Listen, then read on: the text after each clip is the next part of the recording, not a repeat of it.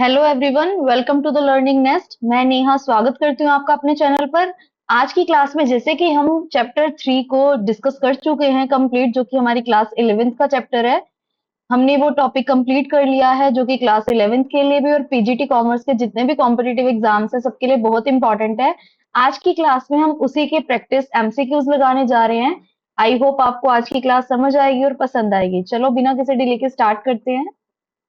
First question है, which of the following is a which of the following is a wait एक minute मैं pen ले लूं।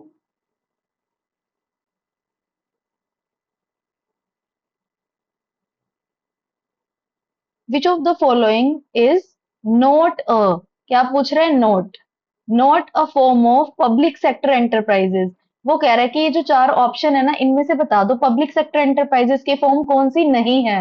अब हमने जब पढ़ा था तो मैंने आपको बताया था कितनी फॉर्म होती है पब्लिक सेक्टर एंटरप्राइजेस की, थ्री। वन बाय वन करके तीनों को रिकॉल करते हैं। पहली थी हमारी डिपार्टमेंटल अंडरटेकिंग्स, दूसरी थी हमारी स्टेटरी कंपनीज और तीसरी थी हमारी गवर्नमेंट कंपनीज।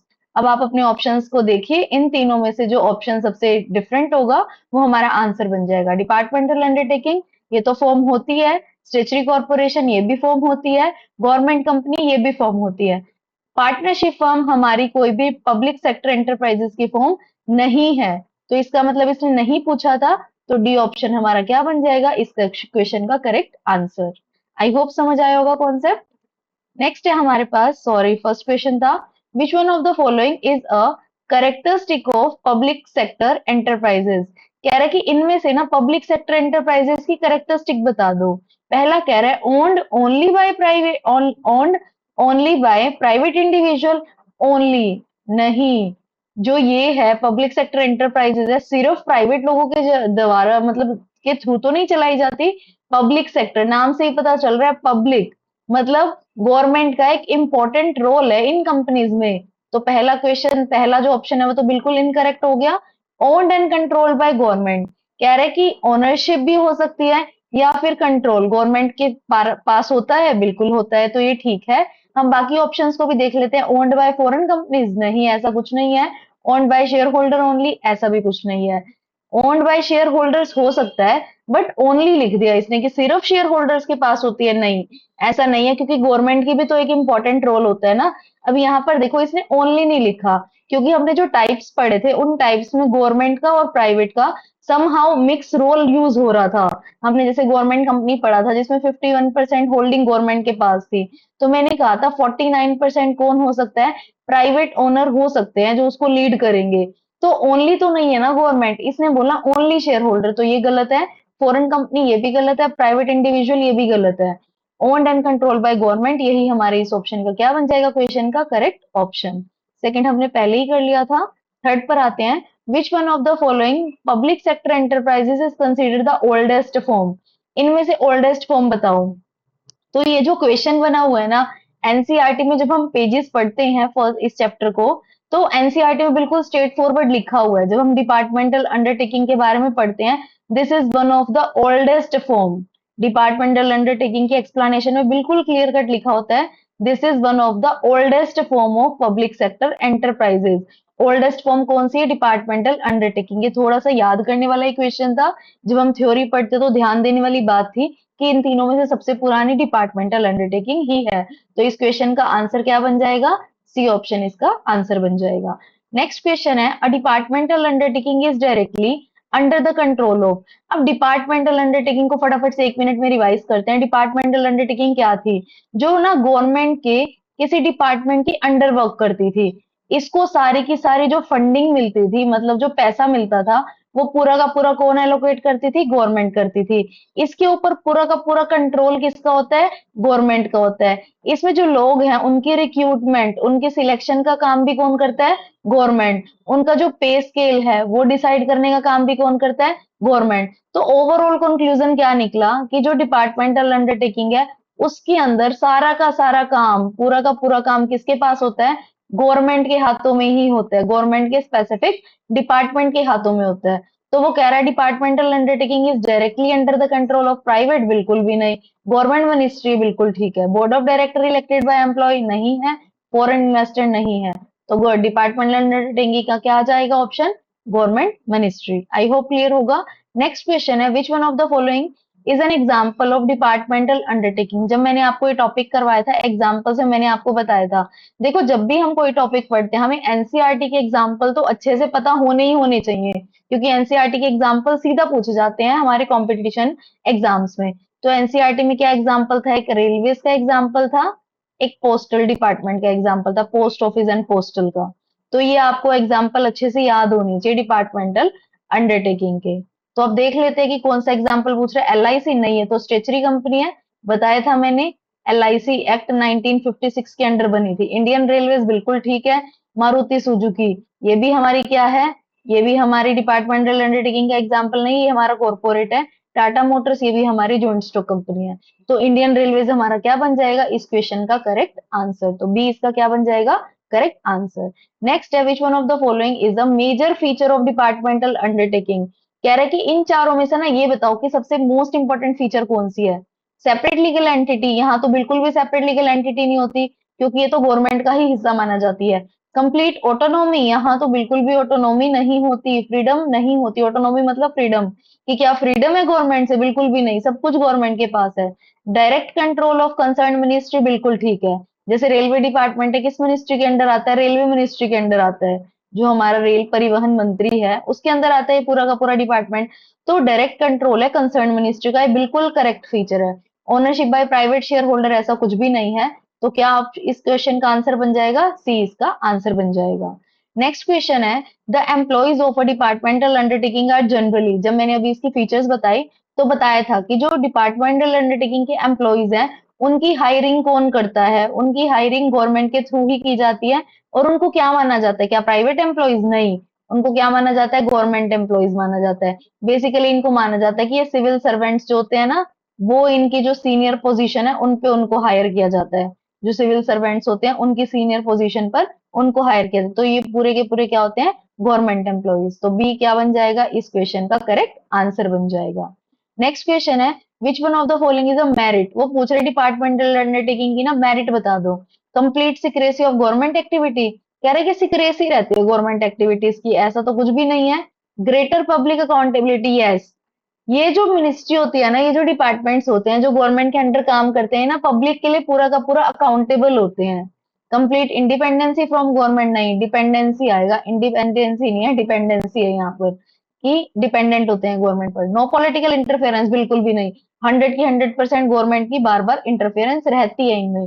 तो क्या बन जाएगा इसका बेनिफिट, ग्रेटर पब्लिक अकाउंटेबिलिटी। ये पब्लिक के लिए क्या रहती है अकाउंटेबल रहती है, क्योंकि इनको ये माना जाता है कि ये ना मेजरली पब्लिक वेलफेयर के लिए बनाई गई हैं। इनका जो प्राइमरी मोटिव होता है वो क्या होता है, पब्लिक वेलफेयर, लोगों का भला करना।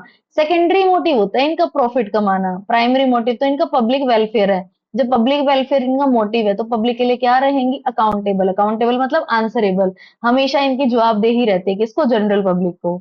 नेक्स्ट आता है, which one of the following is a limitation. अब पूछ रहे कि इसकी डीमेरिट बता दो, लिमिटेशन बता दो।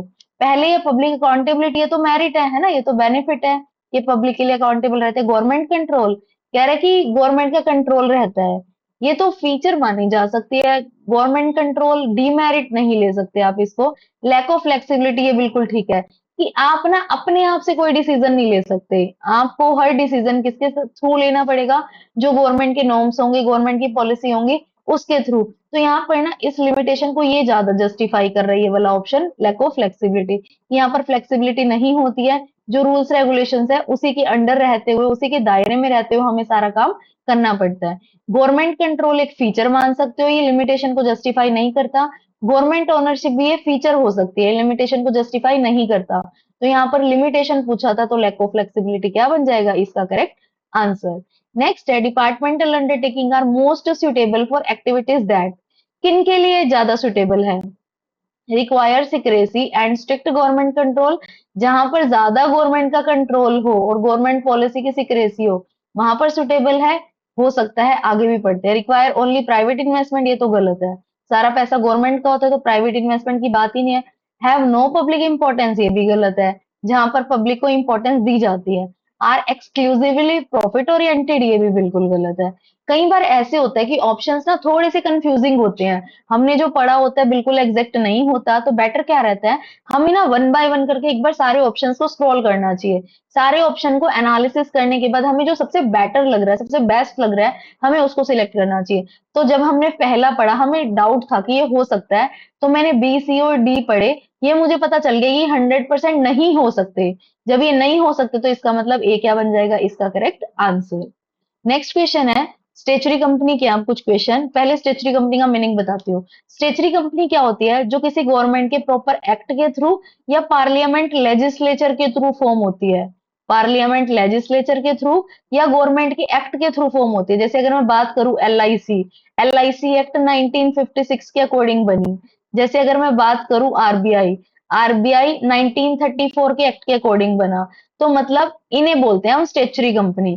यहाँ पर एज सच जैसे डिपार्टमेंटल में था कि फंड्स गवर्नमेंट दे रही है, सब कुछ गवर्नमेंट दे रही है, गवर्नमेंट अपने नियंत्रण में रख रही है हर चीज को। यहाँ पर ऐसा ऐसा कुछ नहीं है कि गवर्नमेंट हर चीज अपने कंट्रोल में रख रही है, नो। ये एक्ट के थ्रू बनती है, एक्ट के रूल्स रेगुलेशंस चलते हैं इनके ऊपर।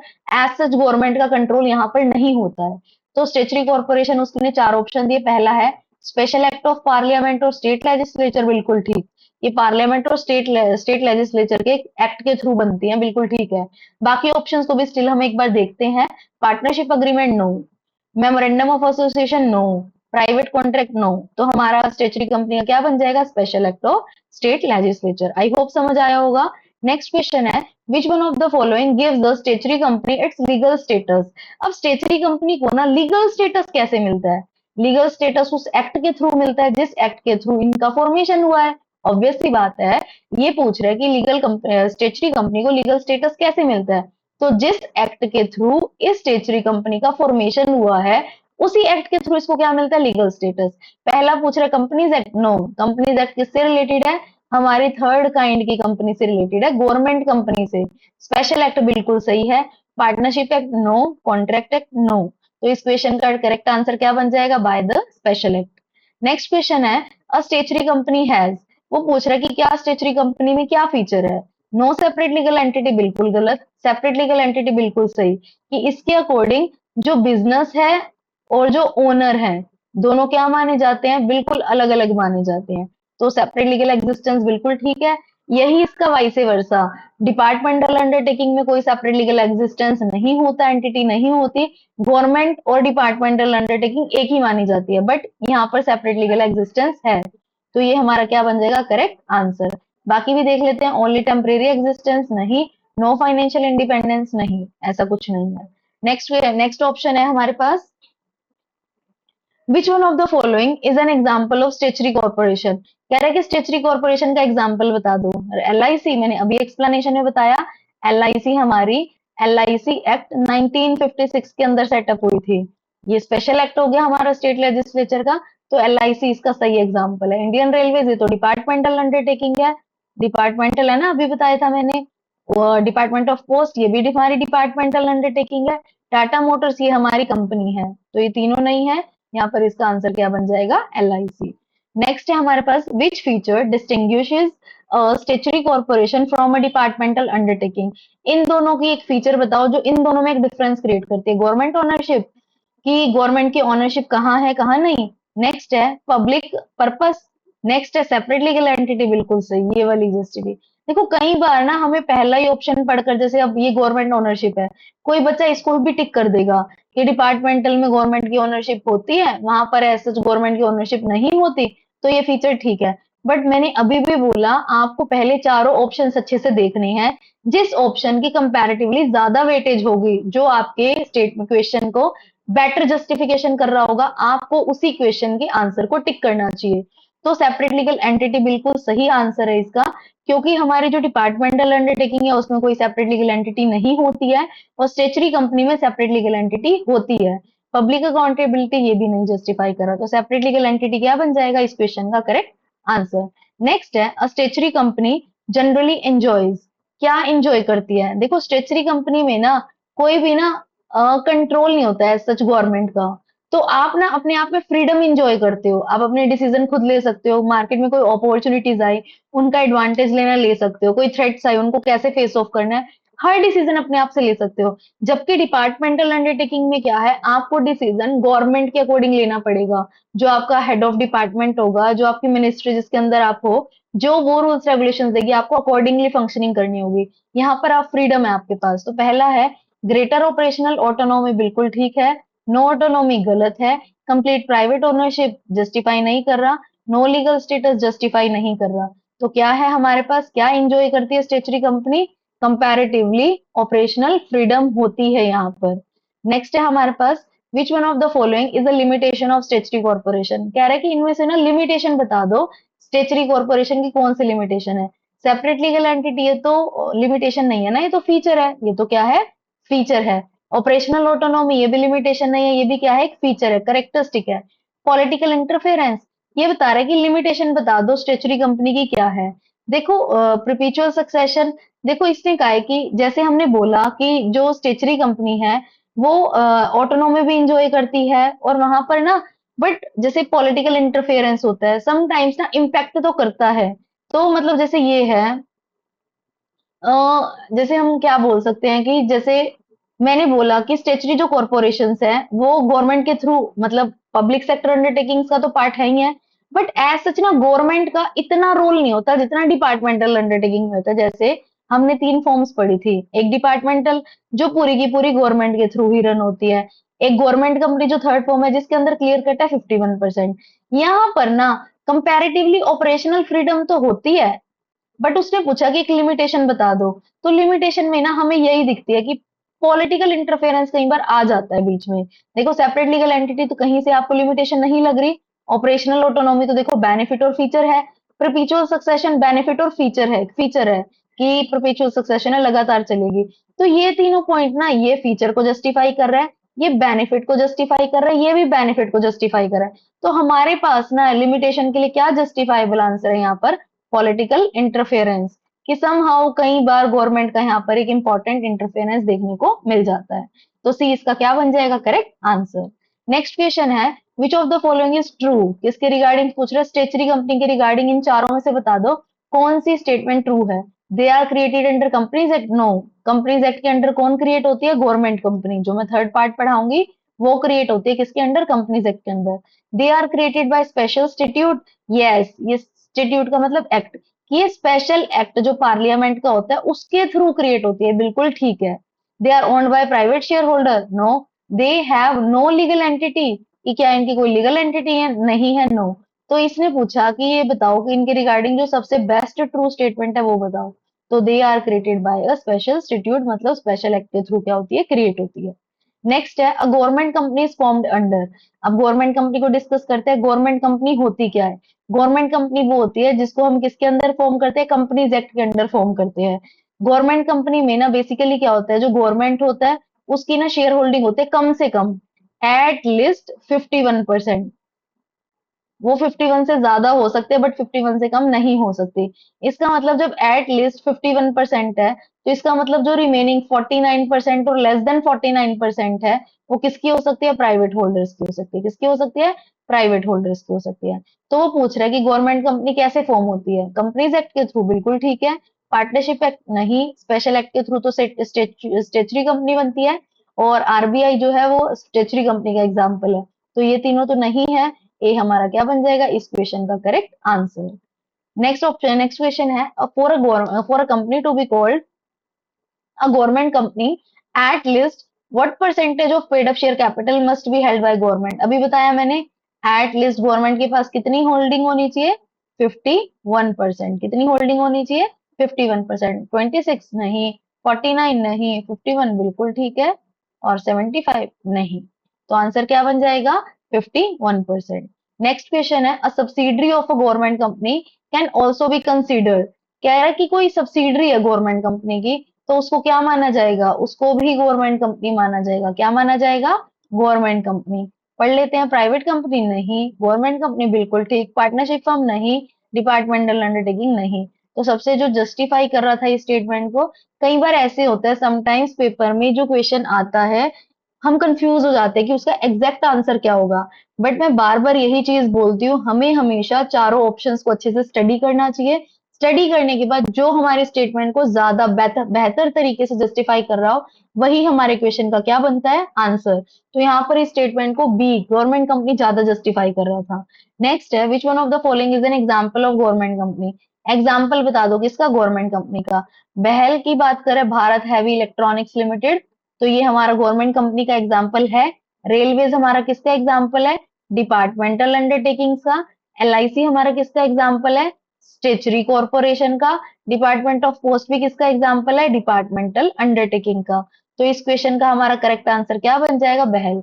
अब कुछ बच्चे ऐसे जिनको इस क्वेश्चन का आंसर नहीं आता होगा, उनको ध्यान नहीं हो, क्योंकि गवर्नमेंट कंपनी भी काफी सारे नाम गिवन है, ऑप्शन काफी सारे एग्जाम्पल्स हो सकते हैं, तो कई बार हमें ध्यान नहीं आता। तो फिर से वही ट्रिक, अपने ऑप्शन स्क्रॉल करो। जिस बच्चे ने डिपार्टमेंटल अंडरटेकिंग के एग्जाम्पल बुक से पढ़े होंगे तो पता होगा इंडियन रेलवेज डिपार्टमेंट में है, पोस्ट डिपार्टमेंट में, और एलआईसी स्टेचरी में है। कौन सा वो ऑप्शन बचा, बहल। तो यही हमारा क्या बन जाएगा, करेक्ट आंसर।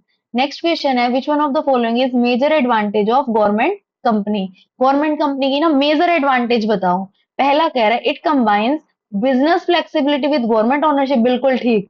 देखो इसमें ना 51% होल्डिंग तो कम से कम गवर्नमेंट के पास है, तो हम ये बोल सकते हैं कि जो रिमेनिंग 49 है वो प्राइवेट लोगों के पास है ना। तो यहाँ पर देखो गवर्नमेंट का कंट्रोल भी है, प्लस कुछ परसेंटेज प्राइवेट होल्डर के पास है, तो यहाँ पर ऑटोनॉमी भी है। तो इसका मतलब इसमें ना डिपार्टमेंटल और स्टेचुरी दोनों का मिक्सअप मान सकते हो आप इसको, कि जैसे डिपार्टमेंटल में गवर्नमेंट की इंटरफेरेंस ज्यादा थी, स्टेचुरी में ऑटोनॉमी ज्यादा थी, तो दोनों का एक बैलेंस मिक्सचर क्या है, गवर्नमेंट कंपनी। तो ये ठीक है। It has no government control, गलत है। कंप्लीटली प्राइवेट ओन्ड, ये भी गलत है। Can not enter into contract, ये भी गलत है। तो कौन सा आपका आंसर बन सकता है, ऑप्शन नंबर ए आपका करेक्ट आंसर है। Government companies can be established by the parliament. Parliament state legislature के थ्रू तो क्या बनती है, स्टेचुरी कंपनी, तो ये भी स्टेचुरी कंपनी के लिए है। Through registration under the companies act, बिल्कुल ठीक है। कि गवर्नमेंट कंपनी कैसे क्रिएट होती है, कंपनीज एक्ट के through, only through a presidential order, ये भी नहीं है। नेक्स्ट क्वेश्चन है, which form of public sector enterprises has highest degree of direct government control. सबसे ज्यादा रिजिड कौन सी है, जहां पर बहुत ज्यादा एक्सेसिव गवर्नमेंट कंट्रोल है। तो मैंने आपको बताया जो सबसे ओल्डेस्ट है, सबसे ओल्डेस्ट कौन सी है, डिपार्टमेंटल अंडरटेकिंग, जो सबसे पुराने टाइम से चलती आ रही है, ओल्डेस्ट फॉर्म है हमारी पब्लिक सेक्टर की। इसी में सबसे हाईएस्ट क्या है, गवर्नमेंट का कंट्रोल। अगर आपसे पूछे highest degree of government control कहाँ है तो डिपार्टमेंटल अंडरटेकिंग है। अगर आपसे पूछे हाईएस्ट डिग्री ऑफ ऑटोनॉमी कहाँ है, तो हाईएस्ट ऑटोनॉमी या फ्रीडम कहाँ पर है, वो है स्टेचुरी में। कहाँ है, स्टेचुरी में। तो क्वेश्चन दोनों तरीके से बन सकता था, स्टेचुरी में। तो ध्यान रखोगे आप पेपर के लिए, हाईएस्ट कंट्रोल है गवर्नमेंट का डिपार्टमेंटल में, और हाईएस्ट फ्रीडम है, ऑटोनॉमी है किसमें, स्टेचुरी में। नेक्स्ट क्वेश्चन है, which public enterprise is created through a special act. Special act के थ्रू कौन सी क्रिएट होती है, स्टेचुरी कंपनी। कौन सी क्रिएट होती है, स्टेचुरी कंपनी। तो पढ़ लेते हैं कहाँ है, ये स्टेचुरी कंपनी। ये आपका क्या बन जाएगा, करेक्ट आंसर। नेक्स्ट क्वेश्चन है, which form of public sector enterprises is registered under the companies act. Companies act में किसको रजिस्टर्ड करवाना है, अभी बताया मैंने। जो गवर्नमेंट कंपनीज हैं वो किसके थ्रू फॉर्म्ड होती हैं, किसके थ्रू क्रिएट होती है, जब हम कंपनीज एक्ट के अंडर उनका रजिस्ट्रेशन करवाते हैं, तो वो क्या हो जाती है, फॉर्म हो जाती हैं। तो पढ़ो कहाँ पर ऑप्शन है, कंपनीज एक्ट के थ्रू कौन क्रिएट होता है, कंपनीज एक्ट के थ्रू हमारी गवर्नमेंट कंपनीज क्रिएट होती हैं। कई बार ना बच्चे पेपर में इसको स्टेट लेजिस्लेचर से या पार्लियामेंट्री एक्ट से रिलेट कर देते हैं, कि गवर्नमेंट कंपनी मतलब पार्लियामेंट होगा। ध्यान से पढ़कर जाना है, बिल्कुल की वर्ड्स हैं, की वर्ड्स को ध्यान रखना है। डिपार्टमेंटल अंडरटेकिंग गवर्नमेंट के डिपार्टमेंट के अंडर एस्टेब्लिश होती है। Statutory company special act of parliament के थ्रू बनती है, या स्टेट लेजिस्लेचर के थ्रू बनती है, स्टेट लेजिस्लेचर। और जो गवर्नमेंट कंपनी है वो कंपनीज एक्ट के थ्रू बनती है। तो बड़ा माइनर माइनर सा डिफरेंस है, वो आपको याद होना चाहिए।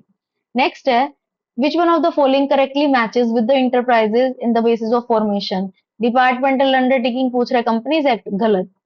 स्टेचुरी कंपनी पूछ रहा है, स्पेशल एक्ट बिल्कुल ठीक। गवर्नमेंट कंपनी स्पेशल एक्ट गलत। Government company partnership act incorrect. तो क्या बन जाएगा करेक्ट आंसर, स्टेचुरी कंपनी और स्पेशल एक्ट। नेक्स्ट क्वेश्चन है, which one of the following has a separate legal entity. अभी पढ़ाया था हमने, क्वेश्चन पढ़ा भी था, किसकी होती है separate legal entity, statutory company की। किसमें होती है separate legal entity, statutory company में। नेक्स्ट है which one of the following public sector enterprises provide greater flexibility. अभी गया हमने ये ग्रेटेस्ट फ्लेक्सिबिलिटी, सबसे ज्यादा फ्रीडम कहाँ होती है काम में? सबसे ज्यादा फ्रीडम होती है हमारी स्टेचुरी कॉरपोरेशन में। कहाँ होती है? स्टेचुरी कॉरपोरेशन में। देखो कहाँ है स्टेचुरी कॉरपोरेशन? स्टेच एक minute, which form of public sector generally provide greater flexibility in business operation. अब इसने ना ऑप्शन में स्टेचुरी को शायद इक्वेशन मुझसे गलत डल गया है, मैंने 2 बार गवर्नमेंट टाइप कर दिया है। एक हटा देते हैं हम, चाहे गवर्नमेंट कंपनी गवर्नमेंट डिपार्टमेंट हटा देते हैं, यहाँ पे स्टेचुरी आना चाहिए। स्टेचुरी आंसर भी क्या बन जाएगा? स्टेचुरी। मैंने गलती से 2 ऑप्शन जो है स्टेचुरी गवर्नमेंट डाल दिए और मिस प्रिंट हो गया, सॉरी। स्टेचुरी आएगा इसका आंसर। स्टेटमेंट वाले क्वेश्चन है, a statutory company is created by a special act, बिल्कुल ठीक। A statutory company has a special legal entity, बिल्कुल ठीक। दोनों ही स्टेटमेंट क्या है? बिल्कुल करेक्ट हैं। Both the statements are correct. Next है, they consider the following statement about government company. Government company के बारे में स्टेटमेंट्स हैं, पढ़ते हैं। They are incorporated under the companies act, बिल्कुल ठीक है। Government hold at least 51% of paid up share capital, बिल्कुल ठीक है। They must be created by special act, no. Special act से कौन क्रिएट होता है? स्टेचुरी कंपनी क्रिएट होती है स्पेशल एक्ट से, ना कि गवर्नमेंट कंपनी। तो पहली स्टेटमेंट ठीक है, दूसरी स्टेटमेंट ठीक है और तीसरी गलत है। क्या बन जाएगा इसका आंसर? ए इसका करेक्ट आंसर बन जाएगा। नेक्स्ट है, departmental undertaking are directly controlled by government, बिल्कुल ठीक है। They have a separate legal entity, no. इसमें कोई भी सेपरेट लीगल एंटिटी नहीं होती है। Their employees are generally government employees, बिल्कुल ठीक है। ये जो इसमें अपॉइंट किए जाते हैं वो गवर्नमेंट एम्प्लॉयज होते हैं। तो पहली स्टेटमेंट ठीक है और तीसरी स्टेटमेंट ठीक है, मतलब सेकंड इनकरेक्ट है। तो देखो कहाँ है फर्स्ट और थर्ड का पेयर, ये रही फर्स्ट और थर्ड, यही हमारा करेक्ट आंसर बन जाएगा। आगे नेक्स्ट क्वेश्चन है, government companies have greater flexibility in their operation compared with departmental, ठीक है। देखो सबसे कम होती है डिपार्टमेंटल में, मिडल में होती है गवर्नमेंट अगर मैं फ्लेक्सिबिलिटी की बात करूं, और सबसे हाईएस्ट होती है स्टेचुरी में। इसने पूछा कि कंपेयर्ड विद डिपार्टमेंटल क्या ज्यादा है? हाँ, तो कंपेयर्ड विद डिपार्टमेंटल तो ज्यादा है। स्टेचुरी से कम फ्रीडम है बट डिपार्टमेंटल से तो क्या है? ज्यादा है। ठीक है, बिल्कुल। Government companies are incorporated under companies act, ठीक है। तो मतलब ए भी ठीक है और बी भी ठीक है, और ये करेक्ट एक्सप्लेनेशन है आर। नेक्स्ट है, departmental undertaking are subject to greater government control. Yes, departmental undertaking में तो बहुत ज्यादा गवर्नमेंट कंट्रोल होता है। They function as an integral part of government department, ये भी बिल्कुल ठीक है। तो दोनों स्टेटमेंट ठीक है और आर क्या है? ए की करेक्ट एक्सप्लेनेशन है। आगे हमारा जो टॉपिक स्टार्ट हुआ है वो एमएनसी का स्टार्ट हुआ है, ये हम नेक्स्ट वीडियो में कवर अप करेंगे। अब मैंने आपको डिपार्टमेंटल अंडरटेकिंग, स्टेचुरी कॉर्पोरेशन और थर्ड है हमने गवर्नमेंट कंपनी, इन तीनों के प्रैक्टिस एमसीक्यूज डिस्कस